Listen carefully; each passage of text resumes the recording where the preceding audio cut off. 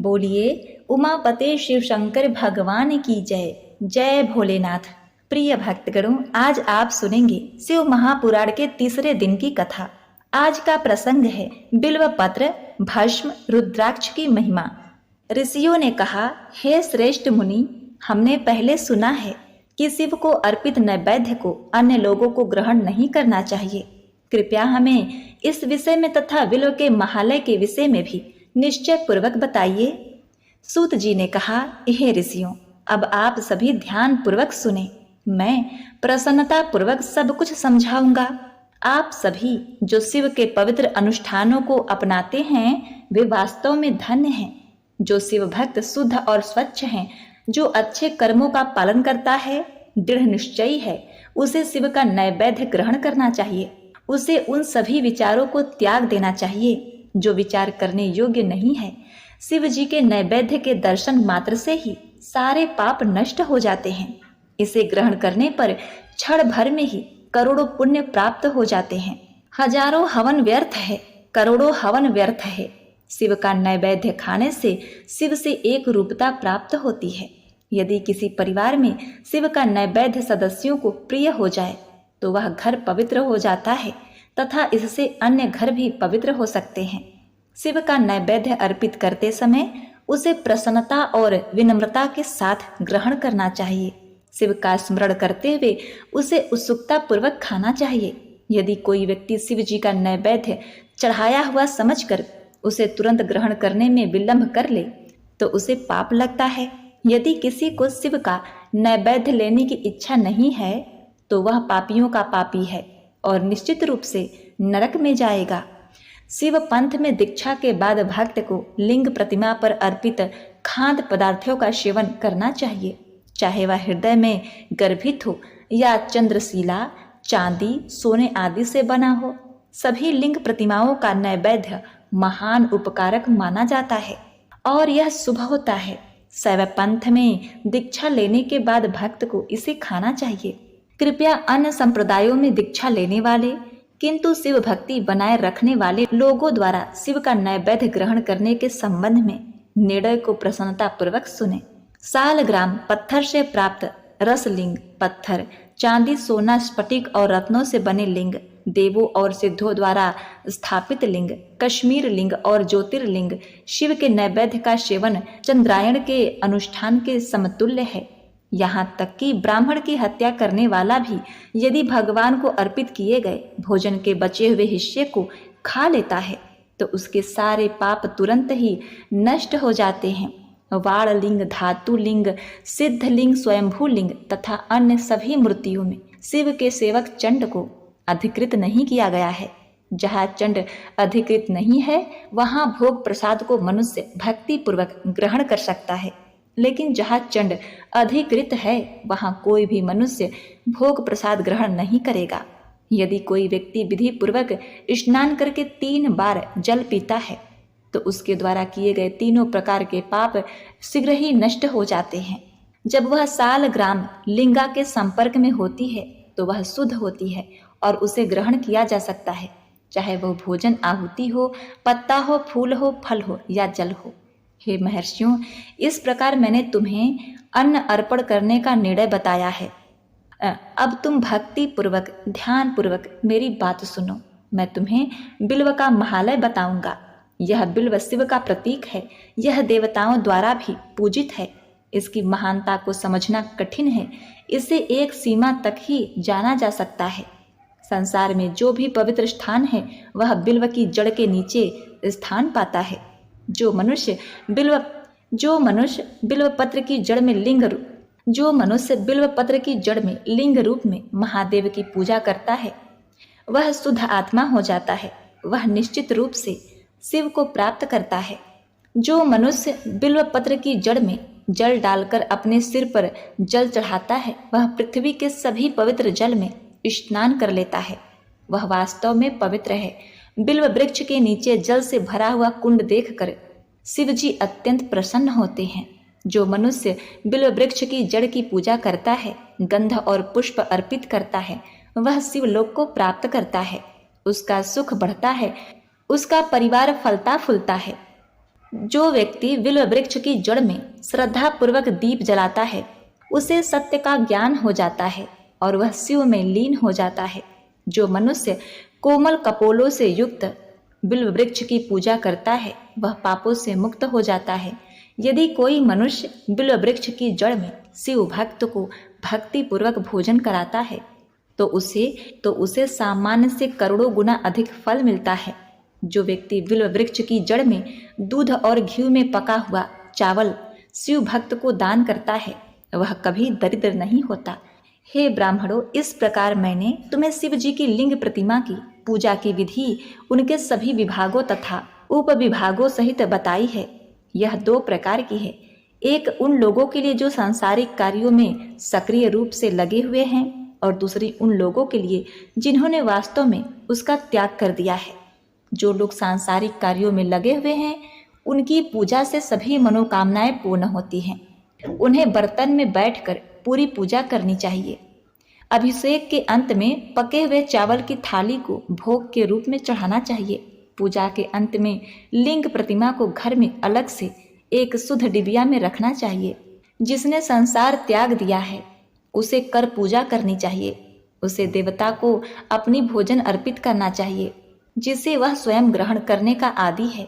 सूक्ष्म लिंग प्रतिमा विशेष रूप से निवृत्त के लिए अनुशंसित है। यह पूजा और भोजन दोनों के लिए पवित्र राख चढ़ाएगा। पूजा के अंत में वह हमेशा लिंग की मूर्ति को अपने सिर पर रखेगा। तब सभी ऋषियों ने कहा, हे सूत, हे व्यास के भाग्यशाली शिष्य सूत, आपको नमस्कार है। कृपया पवित्र भस्म, रुद्राक्ष और शिव के नामों की महिमा को पुनः समझाइए। प्रेम पूर्वक इन तीनों का वर्णन करके हमारे मन को प्रसन्न करें। सूत जी ने कहा, यह अच्छा है कि आपने इस विषय का उल्लेख किया है जो कि संसार के लिए अत्यंत कल्याणकारी है। आप धन्य हैं, पवित्र हैं और अपने परिवार के लिए आभूषण हैं, क्योंकि आप शिव को अपना एकमात्र महान इष्ट देवता मानते हैं। शिव की कथाएं आप सभी को सदैव प्रिय हैं। जो लोग शिव की पूजा करते हैं वे धन्य और संतुष्ट होते हैं। उनका जन्म सफल हो जाता है और उनका कुल उन्नत होता है। जिसके मुख से सदा शिव जी का नाम निकलते रहते हैं उन्हें पाप कभी स्पर्श नहीं करते, क्योंकि वे खदीर की लकड़ी के जलते हुए कोयले से स्पर्श नहीं करते। जब मुख से हे शिव आपको नमस्कार है कहा जाता है तो वह मुख चेहरा पवित्र केंद्रों के समान होता है तथा सभी पापों का नाश करता है। यह निश्चित है कि पवित्र स्थानों की तीर्थ यात्रा का लाभ उसी को मिलता है जो प्रेम पूर्वक उसके पवित्र मुख को देखता है। हे ब्राह्मणों, जिस स्थान पर ये तीनों स्थित हों वह स्थान परम पवित्र है। उस स्थान के स्पर्श मात्र से ही पवित्र त्रिवेणी में स्नान करने का फल मिलता है। जिसके शरीर में ये तीनों विद्यमान हैं उसके दर्शन दुर्लभ है, किंतु प्राप्त होने पर समस्त पाप नष्ट हो जाते हैं। महात्मा के दर्शन और त्रिवेणी में स्नान, इन दोनों में से कोई अंतर नहीं है। जो इस बात को नहीं जानता वह निसंदेह पापी है। जिस मनुष्य के माथे पर भस्म नहीं है, शरीर पर रुद्राक्ष नहीं है और जो शिव का नाम नहीं लेता वह नीच मनुष्य के समान तिरस्कृत हो जाता है। जैसा कि ब्रह्मा ने कहा है, शिव का नाम गंगा के समान है, भस्म यमुना के समान है और रुद्राक्ष सभी पापों का नाश करता है और सरस्वती के समान है। ब्रह्मा ने कल्याण की इच्छा से तीनों को एक दूसरे के विरुद्ध तोला। एक ओर उन्होंने उस व्यक्ति को जो लाभ हुआ, जो तीनों चीजों के शरीर में उपस्थित था, उसे रखा। दूसरी ओर उन्होंने उस व्यक्ति को जो पवित्र त्रिवेणी में स्नान करता था, उसे रखा। दोनों बराबर पाए गए। इसीलिए यह निश्चित है कि पवित्र स्थानों की तीर्थ यात्रा का लाभ उसी को मिलता है जो प्रेम पूर्वक उसके पवित्र मुख को देखता है। इसीलिए विद्वान को इन्हें हमेशा धारण करना चाहिए। उस समय से ब्रह्मा, विष्णु तथा अन्य देवता इन तीनों को धारण करते हैं। इसके दर्शन मात्र से ही पाप नष्ट हो जाते हैं। ऋषियों ने कहा, हे धर्मात्मा, आपने शिव नाम आदि 3 चीजों का लाभ बताया है, कृपया हमें इसे स्पष्ट रूप से समझाइए। सूत जी ने कहा, हे ब्राह्मणों, ऋषियों, आप सभी शिव के अच्छे भक्त हैं, ज्ञान और महान बुद्धि से संपन्न हैं आप बुद्धिमानों में श्रेष्ठ हैं, कृपया उनकी महानता को श्रद्धापूर्वक सुने। हे ब्राह्मणों, यह रहस्य पवित्र ग्रंथों, वेदों और पुराणों में छिपा है। तुम्हारे प्रति प्रेम के कारण मैं अब इसे तुम्हारे समक्ष प्रकट कर रहा हूँ। हे ब्राह्मण श्रेष्ठ, इन तीनों की वास्तविक महानता को शिव जी के अतिरिक्त और कौन जानता है? शिव जी तो संपूर्ण ब्रह्मांड में सबसे परे हैं। मैं अपनी शक्ति से प्रेरित हो संक्षेप में उन नामों का महात्म्य बताऊंगा। हे ब्राह्मणों, तुम प्रेम पूर्वक उनके महात्म्य को सुनो, जो समस्त पापों का नाश करने वाले हैं। शिव के नाम के उच्चारण से बड़े बड़े पाप भी उसी प्रकार नष्ट हो जाते हैं जैसे दानावाल में जलती हुई आग, वे बिना किसी कठिनाई के भस्म हो जाती है।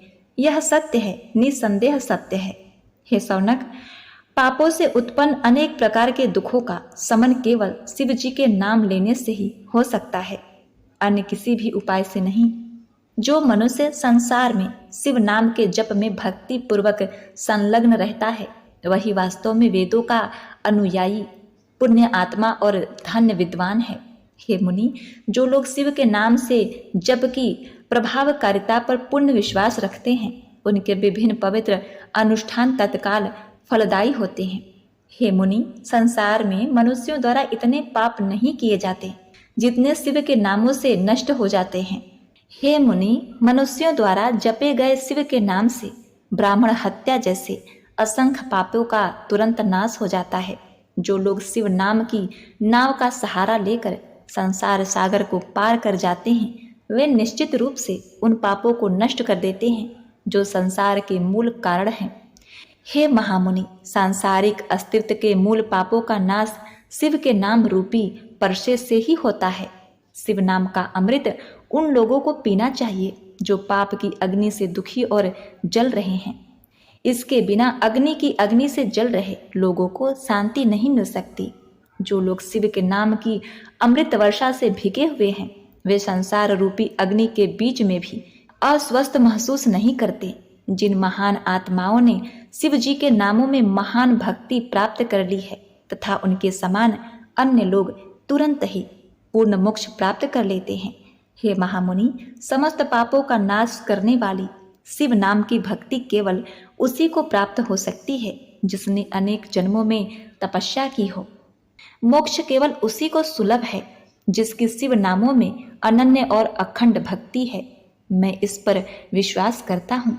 यदि मनुष्य ने अनेक पाप भी किए हैं तो भी जो शिव नाम के जप में श्रद्धा रखता है, वह सभी पापों से मुक्त हो जाता है। जिस प्रकार जंगल में लगी आग से वृक्ष जलकर राख हो जाते हैं, उसी प्रकार शिव के नाम से पाप नष्ट हो जाते हैं। हे शौनक, जो व्यक्ति नियमित रूप से अपने शरीर को पवित्र भस्म से पवित्र करता है और शिव नामों का जप करता है, वह संसार रूपी भयंकर सागर को भी पार कर जाता है। जो व्यक्ति शिव नाम का जप करता है, वह ब्राह्मण के धन का दुरुपयोग करने तथा अनेक ब्राह्मणों की हत्या करने पर भी पापों से कलंकित नहीं होता। समस्त वेदों का अध्ययन करने के पश्चात हमारे पूर्वजों ने यह निर्णय लिया है कि संसार सागर से पार पाने का सबसे उत्तम साधन शिव नामों का जप है। हे श्रेष्ठ मुनियों, मैं अधिक क्यों कहूँ? मैं एक ही श्लोक के माध्यम से शिव के नाम की महत्ता और प्रभाव का वर्णन करूंगा, अर्थात समस्त पापों का नाश करूंगा। शिव के नामों में पापों को नष्ट करने की शक्ति मनुष्य के पापों को करने की क्षमता से भी अधिक है। हे मुनि, पूर्व काल में राजा इंद्रद्युम्न महान पापी थे, किंतु उन्होंने शिव के नाम के प्रभाव से उत्तम गति प्राप्त कर ली। हे मुनि, इसी प्रकार अत्यंत पापमय कर्म करने वाली एक ब्राह्मणी भी शिव के नाम के प्रभाव से उत्तम गति को प्राप्त हुई। हे श्रेष्ठ ब्राह्मणों, इस प्रकार मैंने तुमसे नामों की श्रेष्ठता के विषय में कहा। अब कृपया पवित्र भस्म की महिमा सुनो, जो सबसे पवित्र है। सूत जी ने कहा, शुभ प्रकृति की भस्म 2 प्रकार की होती है। मैं उसके लक्षण बताऊंगा, कृपया ध्यान पूर्वक सुने। एक को महाभस्म बड़ी राख और दूसरे को छोटी के नाम से जाना जाता है। वैदिक संसार से उत्पन्न साधारण अग्नि से तैयार सौत्र और स्मार्त भस्म का प्रयोग केवल द्विजों को ही करनी चाहिए। लौकिक का प्रयोग कोई भी कर सकता है। ऋषियों ने कहा कि द्विजों को मंत्रोच्चारण करते हुए पवित्र भस्म लगाना चाहिए। अन्य लोग बिना किसी मंत्र के भी भस्म लगा सकते हैं। जब सूखी गाय का गोबर राख में बदल जाता है तो उसे अग्नि कहते हैं। हे महर्षि, त्रिपुंड के लिए इस राख का उपयोग किया जा सकता है। अग्निहोत्र तथा अन्य यज्ञों में उत्पन्न राख का प्रयोग बुद्धि चाहने वाले पुरुषों द्वारा त्रिपुंड के लिए किया जाएगा। जब भस्म को माथे पर लगाया जाए या जल से लीपा जाए तब सभी वर्णों और आश्रमों के लोगों को माथे पर त्रिपुंड लगाना चाहिए या जाबालोपनिषद में वर्णित मंत्रों से अपने शरीर को मलना चाहिए। मोक्ष चाहने वालों को पवित्र भस्म लगाना और क्षैतिज समांतर रेखाओं में त्रिपुंड लगाना नहीं छोड़ना चाहिए। श्रुति में कहा गया है कि उन्हें प्रमाद नहीं करना चाहिए। शिव, विष्णु, उमा, लक्ष्मी, वाणी की देवी तथा अन्य देवी देवता, ब्राह्मण, क्षत्रिय, वैश्य तथा वर्ण, शंकर और पहाड़ी जनजाति के लोग सदैव त्रिपुंड और धूलि का व्रत करते हैं। जो लोग त्रिपुंड और उद्दलन का पालन नहीं करते वे विभिन्न वर्णों और आश्रमों के विभिन्न अनुष्ठानों का पालन अच्छी तरह से नहीं कर सकते। जो लोग श्रद्धा पूर्वक त्रिपुंड और उद्दलन का पालन नहीं करते उन्हें 1 करोड़ जन्म लेने पर भी संसार से मुक्ति नहीं मिल सकती। जो लोग श्रद्धा पूर्वक त्रिपुंड और उद्दलन का पालन नहीं करते उन्हें करोड़ों कल्पों के बाद भी शिव ज्ञान प्राप्त नहीं होता। सभी पवित्र ग्रंथों का यह अंतिम निष्कर्ष है कि जो लोग श्रद्धा पूर्वक त्रिपुंड और उद्दलन का पालन नहीं करते वे महान पापों से कलंकित होते हैं। जो लोग श्रद्धा पूर्वक त्रिपुंड और उद्दलन का पालन नहीं करते उनके द्वारा किया गया कोई भी कार्य प्रतिकूल परिणाम देगा। हे ऋषिवर, त्रिपुंड और उद्दलन के प्रति द्वेष केवल उन पापियों के हृदय में प्रज्वलित होता है जो सभी से द्वेष करते हैं। अग्नि में शिव का पवित्र अनुष्ठान करने के बाद आत्म साक्षात्कार करने वाला भक्त अपने माथे पर भस्म लगाए और त्रायुषा से शुरू होने वाले मंत्र का जाप करे। जिस क्षण भस्म उसके शरीर के संपर्क में आएगी वह अपने पवित्र कर्मों के पापों से मुक्त हो जाएगा। वह अपने अपवित्र कर्मों के पापों से मुक्त हो जाएगा। जो मनुष्य प्रतिदिन 3 संध्याओं में श्वेत भस्म से त्रिपुंड लगाता है वह सभी पापों से मुक्त हो जाता है और शिव के साथ आनंदित होता है। जो मनुष्य श्वेत भस्म से माथे पर त्रिपुंड बनाता है वह मृत्यु होने पर आदि लोकों को प्राप्त करता है। शरीर पर भस्म लगाए बिना कोई भी व्यक्ति पंचाक्षर मंत्र का जाप नहीं करेगा। भस्म से त्रिपुंड बनाकर जप करना चाहिए। शरीर पर भस्म लगाकर जिस स्थान पर कोई मनुष्य स्थायी रूप से निवास करता है वहाँ सभी पवित्र स्थान और सभी यज्ञ सदैव विद्यमान रहेंगे। चाहे वह निर्दयी, अधम, पापी, प्रातः काल के पाप करने वाला मूर्ख पतित ही क्यों न हो। यदि किसी पापी व्यक्ति के माथे पर त्रिपुंड लगा हो तो वह भी देवता और असुरों द्वारा सम्मानित होने योग्य है। फिर शुद्ध आत्मा वाले श्रद्धालु व्यक्ति का क्या होगा। शिव ज्ञान से युक्त तथा भस्म लगाए हुए व्यक्ति जिस स्थान पर जाते हैं वहां सभी तीर्थस्थान तथा पवित्र नदियां सदैव चली जाती हैं। मैं और अधिक क्या कहूँ। समझदार व्यक्ति को सदैव भस्म लगाना चाहिए, सदैव लिंग प्रतिमा की पूजा करनी चाहिए तथा सदैव शिव के पंचाक्षरी मंत्र का जाप करना चाहिए। न तो ब्रह्मा, न विष्णु, न रुद्र, न ऋषि, न देवता न भस्म के प्रयोग की महिमा को पर्याप्त रूप से समझा सकते हैं। यदि किसी व्यक्ति ने विभिन्न वर्णों और आश्रमों के कर्तव्यों का परित्याग कर दिया हो या वर्णों के पवित्र अनुष्ठान को छोड़ दिया हो तो भी यदि वह एक बार त्रिपुंड धारण कर ले तो वह पाप से मुक्त हो जाता है। जो व्यक्ति त्रिपुंडधारी पुरुष को छोड़कर पवित्र कर्म करते हैं वे करोड़ों जन्मों तक भी संसार बंधनों से मुक्त नहीं होते। यदि ब्राह्मण अपने माथे पर भस्म सहित त्रिपुंड धारण करता है तो यह समझना चाहिए कि उसने गुरु से सब कुछ सीखा है तथा सभी पवित्र अनुष्ठान संपन्न किए हैं। जो लोग भस्म लगाए हुए व्यक्ति को देखकर प्रहार करने लगते हैं वे चांडाल माता पिता के यहाँ पुनर्जन्म लेते हैं। हे पवित्र, यह बात बुद्धिमान व्यक्ति ही अनुमान कर सकता है। ब्राह्मण और क्षत्रिय पवित्र भस्म को शरीर के उन भागों पर बड़ी भक्ति के साथ लगाएं जैसा कि नियमों में बताया गया है। और साथ ही मां निष्ठ को आदि मंत्रों का उच्चारण करेंगे। वैश्य को त्रयंबक मंत्र का जाप करते हुए भस्म लगाना चाहिए। शूद्र को पंचाक्षर मंत्र जाप करते हुए भस्म लगाना चाहिए। विधवाएं और अन्य स्त्रियां शूद्रों जैसा ही व्यवहार करेंगी। गृहस्थ को पंच ब्रह्म मंत्र आदि का जप करना चाहिए तथा ब्रह्मचारी को त्रयंबक मंत्र का जप करना चाहिए। वानप्रस्थ को अघोर मंत्र का जाप करना चाहिए और तपस्वी को केवल प्रणव से व्रत रखना चाहिए। जो शिव योगी वर्ण और आश्रम के नियमों से बाहर हैं, क्योंकि उनकी धारणा है कि मैं शिव हूँ, उसे ईशान मंत्र के साथ भस्म धारण करना चाहिए। शिव जी ने आदेश दिया है कि भस्म धारण करने का संस्कार किसी भी जाति के लोगों द्वारा और जाति के बाहर अन्य जीवों द्वारा निषिद्ध नहीं किया जाना चाहिए। जो व्यक्ति अपने शरीर पर भस्म लगाता है वह वास्तव में उतने ही शिवलिंग धारण करता है जितने राख के कण उसके शरीर पर रह जाते हैं। ब्राह्मण, क्षत्रिय, वैश्य, शूद्र, वर्ण शंकर जाति के लोग, स्त्रियां, विधवाएं, कन्याएं, अधर्मी, ब्रह्मचारी, गृहस्थ, वनवासी, तपस्वी, धार्मिक अनुष्ठान करने वाले तथा त्रिपुंडधारी स्त्रियां निसंदेह मुक्त आत्मा हैं। जिस प्रकार अग्नि को अनजाने में या बिना जाने स्पर्श करने पर शरीर जल जाता है, उसी प्रकार भस्म को जाने अनजाने धारण करने पर मनुष्य पवित्र हो जाता है।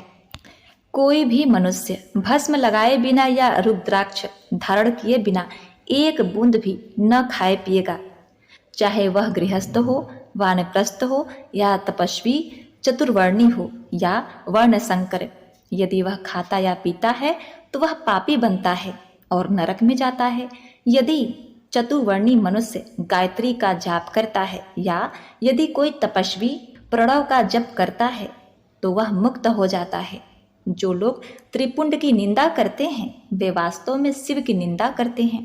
जो लोग इसे भक्ति पूर्वक धारण करते हैं वे वास्तव में शिव को धारण करते हैं। धिक्कार है उस माथे पर जो भस्म से रहित है। धिक्कार है उस गांव पर जिसमें शिव मंदिर नहीं है। धिक्कार है उस जीवन पर जो शिव की पूजा नहीं करता। धिक्कार है उस विद्या पर जो शिव का उल्लेख नहीं करती। जो लोग तीनों लोकों के आधार शिव की निंदा करते हैं तथा जो माथे पर त्रिपुंड धारण करने वाले की निंदा करते हैं, उनके दर्शन मात्र से भी पाप होता है। वे कूड़े के ढेर के सुअर, राक्षस, गधे, कुत्ते, गीदड़ तथा कीड़ों के समान हैं। ऐसे पापी मनुष्य जन्म से ही नारकीय राक्षस होते हैं। वे दिन में सूर्य और रात में चंद्रमा को नहीं देख सकते। वे सोते समय भी उन्हें नहीं देख सकते। वे वैदिक रुद्र सूक्त का जाप करके मुक्त हो सकते हैं। जो लोग त्रिपुंड धारण करने वाले व्यक्ति की निंदा करते हैं वे मूर्ख हैं। उनके साथ मात्र बातचीत करने से नरक में पतन हो सकता है, तब बचने का कोई उपाय नहीं है। हे ऋषिवर, तांत्रिक को शिव यज्ञ का अधिकार नहीं है, न ही वैष्णव द्वारा माथे पर पहना जाने वाला चिन्ह। धारण करने वालों को तप्त चक्र अर्थात वैष्णव का चिन्ह से चिन्हित व्यक्ति को शिव यज्ञ से बाहर रखा गया है। उपनिषद में कहा गया है कि इस बात को ध्यान रखते हुए मनुष्य को भस्म की भक्ति करनी चाहिए। जैसे चंदन के ऊपर केवल चंदन का लेप लगाया जा सकता है, वैसे ही माथे पर केवल भस्म ही लगाना चाहिए। विवेकशील व्यक्ति भस्म के अलंकरण वाले माथे पर कोई भी वस्तु नहीं लगाएगा। स्त्रियों को त्रिपुंड माथे तक लगाना चाहिए। ब्राह्मण और विधवाएं भी भस्म लगाएं। इसी प्रकार सभी आश्रमों के लोगों को भी त्रिपुंड लगाना चाहिए। इससे मोक्ष मिलता है और सभी पापों का नाश होता है। जो मनुष्य भस्म से त्रिपुंड बनाता है वह छोटे बड़े पापों से मुक्त हो जाता है। ब्रह्मचारी, गृहस्थ, वनवासी, तपस्वी, ब्राह्मण, क्षत्रिय, वैश्य, शूद्र, अधम और अधम लोग त्रिपुंड और उद्दलन के द्वारा विधि पूर्वक पवित्र हो जाते हैं और अनेक पापों का ढेर नष्ट हो जाता है। जो व्यक्ति नियमित रूप से भस्म लगाता है वह स्त्री, गौ, वीर और घोड़े के वध के पापों से मुक्त हो जाता है। इसमें कोई संदेह नहीं है। त्रिपुंड के द्वारा निम्न बताए गए इस प्रकार के असंख्य पाप तत्काल नष्ट हो जाते हैं। दूसरों के धन की चोरी, पराय स्त्री का सिल भंग करना, दूसरों की निंदा करना, दूसरों के खेत हड़पना तथा बलपूर्वक कब्जा करना, दूसरों को सताना, पेड़ पौधे, उद्यान आदि की चोरी, नीच लोगों से गाय, सोना, भैंस, तिल, कंबल, वस्त्र, पका हुआ चावल, अन्न, जल आदि लेना, वेश्याओं, आदिवासी स्त्रियों, मछुआरों, दासियों, अभिनेत्रियों, विधवाओं, कुमारियों तथा रजस्वला स्त्रियों से सहवास करना, मांस, खाल, रस आदि तथा नमक बेचना, निंदा, झूठी शपथ, कपटपूर्ण तर्क तथा झूठ बोलना, शिव की संपत्ति की चोरी, कुछ स्थानों पर शिव जी की निंदा तथा शिव भक्तों की निंदा, ये सब प्रायश्चित अनुष्ठानों से दूर हो जाते हैं। जो चांडाल अपने शरीर पर रुद्राक्ष और माथे पर त्रिपुंड धारण करता है वह भी सम्मान योग्य है। वह सभी जातियों में सर्वश्रेष्ठ है। जो व्यक्ति अपने माथे पर त्रिपुंड धारण करता है उसे वही पुण्य प्राप्त होता है जो गंगा आदि पवित्र नदियों तथा संसार के अन्य पवित्र तालाबों, झीलों, तीर्थ स्थानों में स्नान करने से प्राप्त होता है। हे ऋषिवर, त्रिपुंड धारण करने वाले भक्त को अन्य देवताओं के सभी प्रकार के मंगल प्रदान करने वाले मंत्र भी सहज ही प्राप्त हो जाते हैं। यदि ब्राह्मण बिना त्रिपुंड लगाए ज्ञान, ध्यान, दान और जप आदि कर्म करे तो वे निष्फल हो जाते हैं। वनवासी कुमारियां और बिना दक्षित पुरुष भस्म को जल में मिलाकर दोपहर तक तथा उसके बाद बिना जल लगाएं। जो व्यक्ति शुद्ध नियमित मन से इस प्रकार त्रिपुंड नियमित रूप से धारण करता है उसे ही सच्चा शिव भक्त मानना चाहिए। उसे सांसारिक सुख और मोक्ष की प्राप्ति होती है। इस प्रकार मैंने तुम्हें त्रिपुंड का महात्म्य संक्षेप में बताया है। यह एक ऐसा रहस्य है जिसे तुम्हें सभी जीवों से सुरक्षित रखना चाहिए। तो बोलिए उमापति शिव शंकर भगवान की जय। जय श्री गणेश। ओम नमः शिवाय। प्रिय भक्तगणों, उम्मीद करती हूँ हमारे द्वारा सुनाई गई शिव महापुराण की यह कथाएं आपको बेहद ही पसंद आ रही होंगी। इसीलिए यदि आपने अभी तक हमारे चैनल को सब्सक्राइब नहीं किया है तो कृपया सब्सक्राइब कर दीजिए। वीडियो को लाइक, शेयर, कमेंट अवश्य करिएगा। पास में बने बेल बटन को भी दबाइएगा। भगवान भोलेनाथ की कृपा आप सभी भक्तों पर सदा सर्वदा बनी रहे। प्रिय भक्तगणों, अब आइए श्रवण करते हैं भगवान शिव जी की आरती। Get creamy delight worth every bite with Britannia the Laughing Cow cheese. कर्पूर गौरम करुणावतारम संसार सारम भुजगेन्द्रहारम सदा वसंतम हृदयारविंदे भवम भवानी सहितं नमामि। जय शिव ओंकारा भज शिव ओंकारा ब्रह्मा विष्णु सदा शिव ब्रह्मा विष्णु सदा शिव अर्धांगी धारा। जय शिव ओंकारा एकानन चतुरानन पंचानन राजे प्रभु पंचानन राजे हंसानन गरुड़ासन हंसानन गरुड़ासन वृषवाहन साजे। जय शिव ओंकारा दो भुज चार चतुर्भुज दस भुज अति सोहे प्रभु दस भुज अति सोहे तीनों रूप निखरते तीनों रूप निखरते त्रिभुवन जन मोहे। जय शिव ओंकारा छर माला वन माला गरुड़ माला धारी प्रभु गरुड़ माला धारी त्रिपुरारी कंसारी त्रिपुरारी कंसारी करमाला धारी।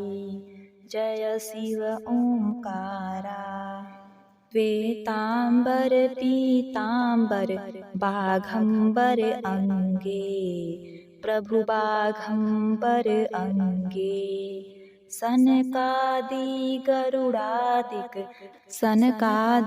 गरुडादिक भूतादिक शङ्गे करमध्ये कुशमण्डलु चक्र त्रिशूलधारी प्रभु चक्र त्रिशूलधारी सुखकारी